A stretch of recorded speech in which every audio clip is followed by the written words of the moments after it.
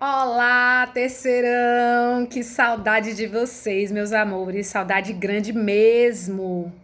Saudade da nossa rotina, da nossa sala de aula, das nossas brincadeiras, das nossas conversas. E assim, eu decidi gravar alguns vídeos para ficar um pouquinho mais perto de vocês, né? E também para a gente não perder o foco em algo muito importante que é o Enem. Então, eu resolvi gravar algumas videoaulas, na verdade um bate-papo virtual, para que a gente possa desenvolver, né, a análise de alguns conteúdos que são muito importantes para o Enem. E aí, terceiro ano, antes, né, da paralisação por conta da pandemia, nós estudamos a Primeira Guerra Mundial. E nós vimos que essa Primeira Guerra, que terminou em 1918, termina com o surgimento de uma grande potência que é os Estados Unidos. Os Estados Unidos se tornaram a maior potência econômica do mundo. Os Estados Unidos saíram vitoriosos da Primeira Guerra Mundial e, além disso tudo, eles não tiveram conflitos diretos no território deles. Então isso foi uma grande vantagem, que a Inglaterra estava devastada, a França, a Alemanha nem se fala, a Itália e os Estados Unidos não sofreram todas as consequências que a guerra trouxe para os outros países. Então a década de 20 é uma década de grande prosperidade para a população estadunidense. Os Estados Unidos se tornam os maiores credores do mundo, isso significa que todo mundo devia aos Estados Unidos.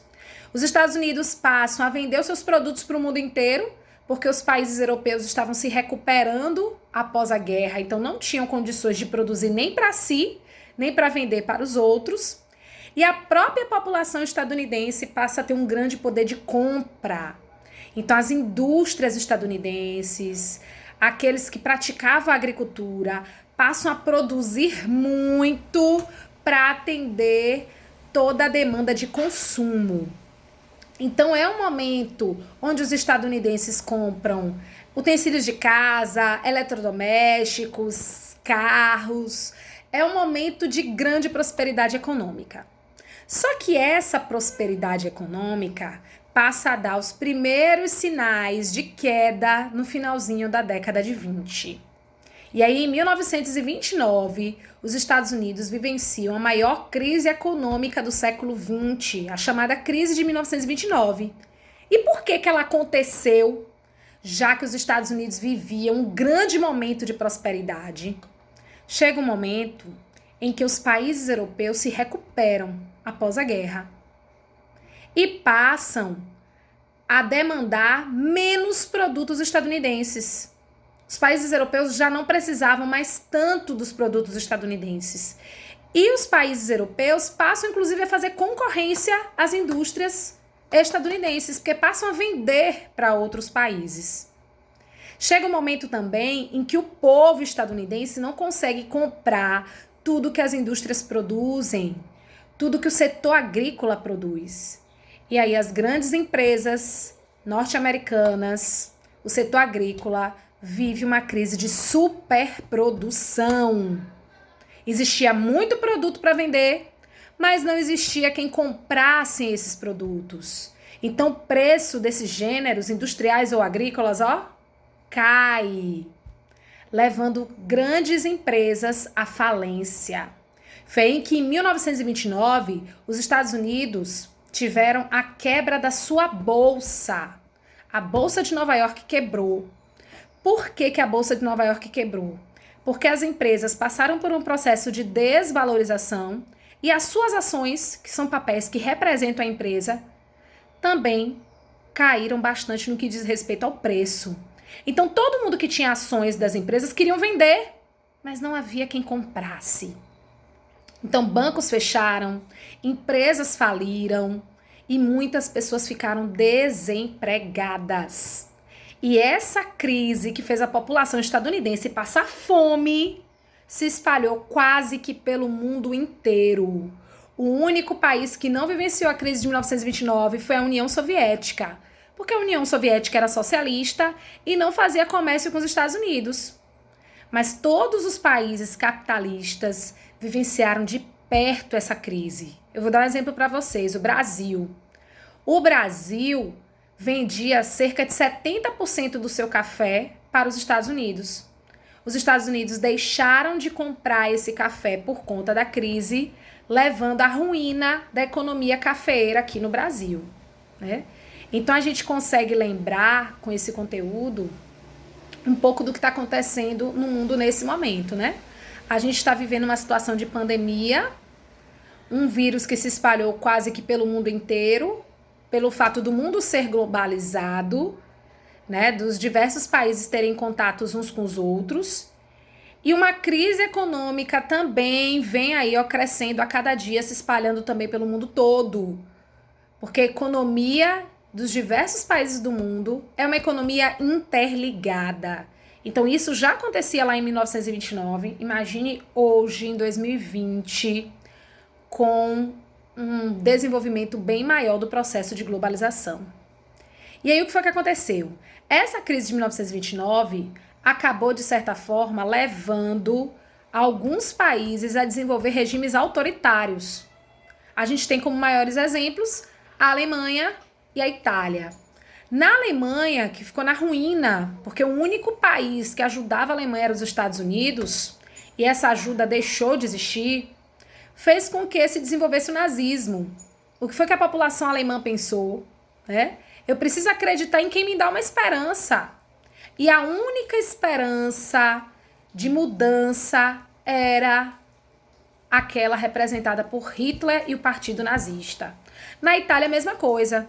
O fascismo já tinha um grande espaço antes da crise de 1929, mas com a crise de 1929 o povo depositou todas as suas fichas em Mussolini e no regime fascista, porque era o único partido que representava uma melhoria. E a gente não pode deixar de lembrar que os Estados Unidos vivenciaram essa crise e, devido a isso, os bancos estadunidenses passam a cobrar os empréstimos que foram feitos aos países europeus. Então, os países europeus que já vinham mal passaram a vivenciar uma situação ainda pior, certo? E aí, professora, como foi que os Estados Unidos se recuperaram dessa crise? A recuperação veio a partir de 1932. Foi eleito presidente dos Estados Unidos o democrata Franklin Delano Roosevelt. E Roosevelt lançou o New Deal, um programa econômico e social que pode ser traduzido como novo acordo. O New Deal abandonou o liberalismo econômico, que era um sistema que dava liberdade para todos os empresários, todos os comerciantes, e passou a adotar o keynesianismo, que era um conjunto de ideias defendidas por John Maynard Keynes, um economista inglês, que pregava a intervenção do Estado na economia. Então, o governo de Roosevelt teve que interferir diretamente na economia. De que forma? Roosevelt criou empresas públicas, obras públicas para dar emprego para a massa de desempregados dos Estados Unidos. Além disso, os bancos passaram a conceder empréstimos às indústrias e também aos setores agrícolas, para fazer com que essa população, né, de empresários, de agricultores, pudesse se recuperar. Roosevelt também criou leis trabalhistas, principalmente leis que limitavam a jornada de trabalho, diminuíam mesmo a jornada de trabalho. Porque se eu trabalho menos, eu passo também a produzir menos, evitando crises de superprodução. Roosevelt passou a interferir diretamente na produção das indústrias e na produção agrícola, para evitar que houvesse uma produção muito exagerada, sem compradores em quantidade suficiente. Então, a partir do momento que se produzia menos, os produtos passavam a ser mais valorizados. Então, essas medidas de Roosevelt acabaram, de certa forma, desenvolvendo novamente a economia dos Estados Unidos e foram medidas, inclusive, copiadas por vários países. Getúlio Vargas, a partir de 1930, passou a interferir diretamente na economia aqui no Brasil. Hitler passou a adotar um programa de interferência direta também na economia da Alemanha. E Mussolini fez a mesma coisa na Itália. Então, é um momento onde o liberalismo econômico, a liberdade econômica é deixada de lado e o Estado passa a interferir na economia.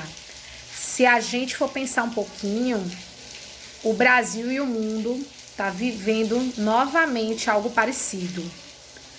Por mais liberal que o governo Bolsonaro seja, eu não tô aqui para falar de Bolsonaro, só tô citando, ele está sendo obrigado a interferir na economia e criar medidas de cunho social para evitar que essa crise se propague ainda mais, certo? Amores, foi um prazer estar aqui com vocês. Espero que seja o primeiro encontro de muitos, viu? Beijo grande, fiquem com Deus e fiquem em casa. Tchau, galera!